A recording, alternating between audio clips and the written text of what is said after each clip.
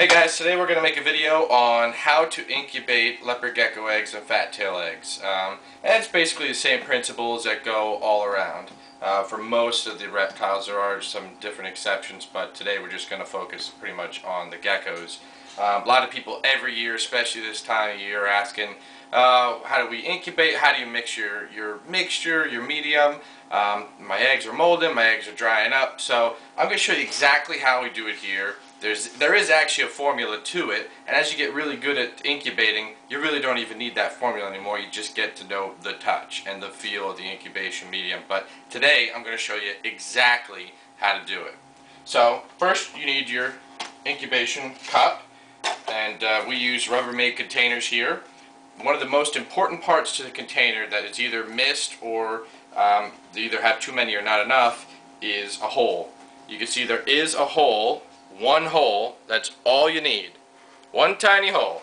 That allows for the oxygen and CO2 exchange. Now you do also want to open up your cup about once a week, once every other week if you can, to let the full CO2, which the egg's giving off, and it needs the oxygen for the egg to grow, then switched on up in your container. So, one hole, not 10, 15 million holes in these cups. Now, everybody's got a different method, so I'm sure some people might put 2, some people might put none. This is my method. This is what we've been using for 10 years, so you could either use it or critique it or whatever you'd like. So, take your lid off. You're going to put it on your scale. Let that turn on, and it's going to tear on out. It's going to zero out for us. So now it's zeroed. We use vermiculite here. I've tried Paralite, Hatchright, well, you know, what have you that's out there on the market, Super Hatch. I like vermiculite. It works the best for us. We're consistent with it. We have great hatch rate, so that's just what we use. It's what I like. Not to say that the other incubation mediums don't work. This is just what I find works for us. So, what we do, after I throw that off, make sure it's at 0. We're going to put 30 grams of vermiculite.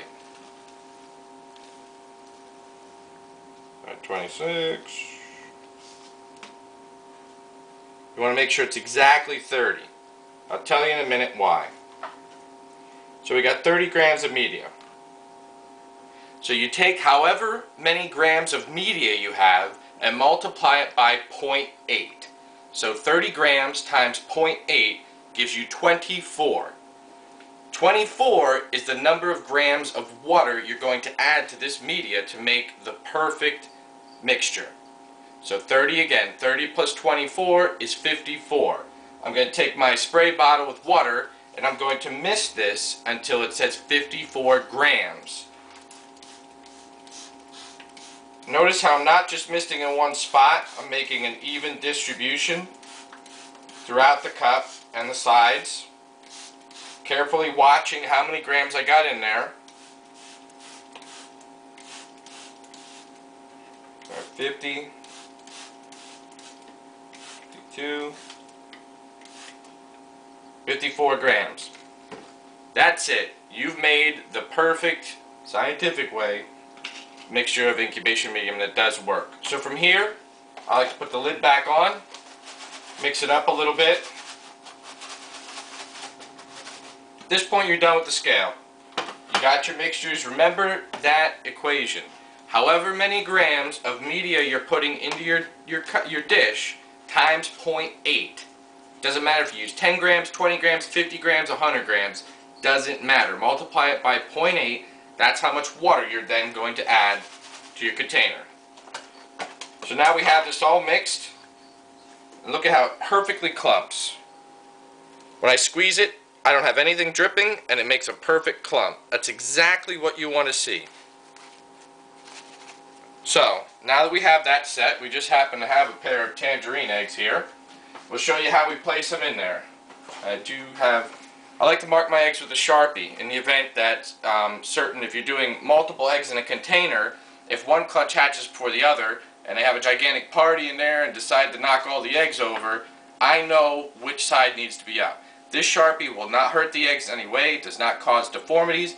It is totally safe. We've used it in thousands of eggs. So all we're going to do is I'm going to put one line right down the top of the middle. That's the top of the egg. From there, I'm going to bury the egg about halfway. That's it. I'm going to do the same for the other egg here. And that's all there is to it. From here on out, I'm going to put the top on. I'm going to get a label. I'm going to mark what the genetics are for this egg along with the date, so I have an expected hatch time in these guys. This particular project we have quite a few hatchlings from, so there will be other tangs going in here. These are particular Inferno tangs, so we'll put another Inferno tang stuff in here, and we'll know when this tub had started.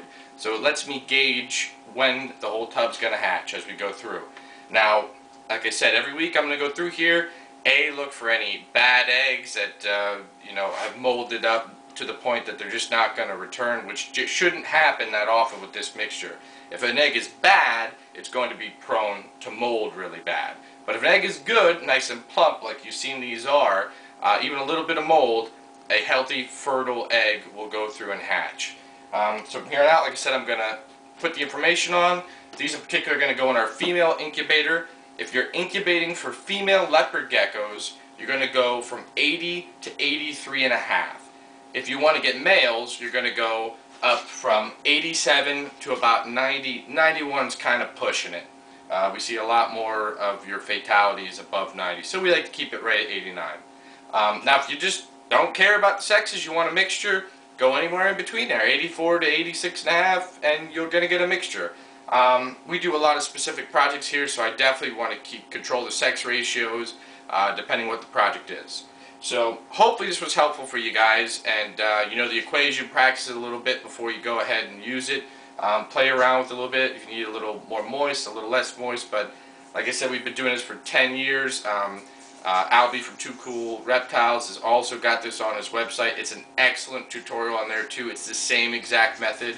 It's worked time and time again. If you guys have any questions, please feel free to comment, email, call us, let us know, and give us ideas for more videos of what you'd like to see. It could be anything. Breeding, genetics, whatever you want to see, whatever you want to hear. Just give us a call and let us know.